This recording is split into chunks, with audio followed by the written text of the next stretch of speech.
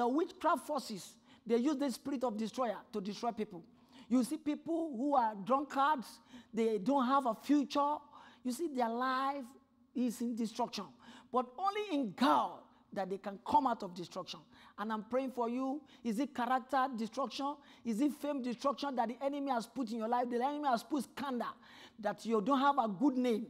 And the Bible says a good name is better than riches, and it's better than riches. I pray for you today that anything that has destroyed your name, that has given you scandal, today God is going to redeem your name.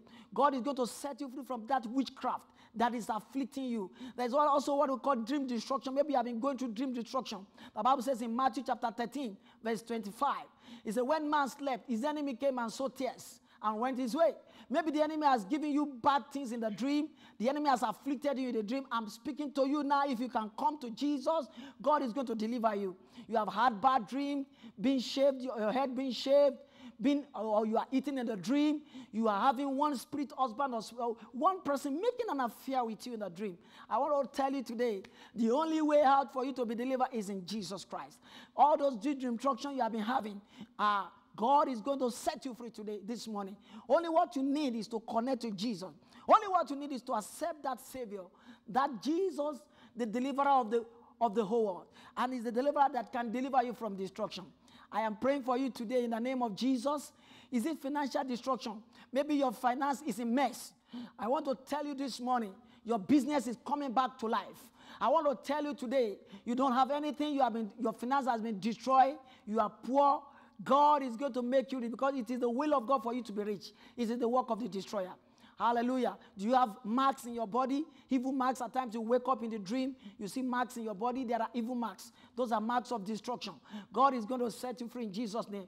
I remember a young man, an African man who went to America, and there was an evil mark on his body.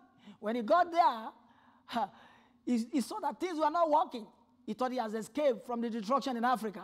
But right there, he was deported because of the evil mark. I pray for you in the name of Jesus. Every evil mark on your life that is destroying your life, it shall be over in Jesus' mighty name. I don't know, whatever the enemy has done, all you need to do, my brother, my sisters, is that you come to Jesus. And you must live a fervent, prayerful life. Until you pray, you become a prey to the destroyer. Until you pray. And that's why I'm going to give you some tips for you to deliver yourself. Not only after your salvation, you need to pray. In Matthew chapter 7, verse 7, it says, ask and it shall be given. Seek and you shall find. Knock and the door shall be opened to you. And also in Jeremiah 33, verse 3, it says, call upon me, I will answer.